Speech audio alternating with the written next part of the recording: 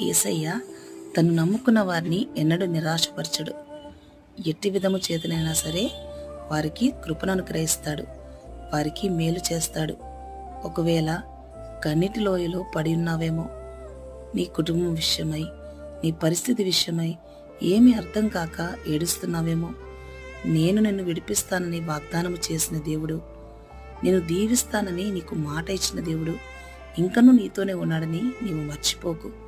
ఆయన నిన్ను ఓటమికి అప్పగించడు, ఒంటరిగా విడిచిపెట్టడు. ఆయన తప్పక నిన్ను ఆదుకుంటాడు. దిగులు పడకు. ప్రార్థనని ప్రయత్నంగా నువ్వు ముందుకు కొనసాగిపో. ఆయన తప్పక నీ కన్నిటిని తుడుస్తాడు. ఆయన కృపను బట్టి నీకు సహాయం చేస్తాడు. ఆయన నామము మహిమపరచబడినట్లుగా తప్పక నీ జీవితంలో అద్భుతము చేస్తాడు. ఆమెన్. యేసయ్య కృపా సమాధానములు నీకు తోడైనగాక. ఆమెన్. God bless you.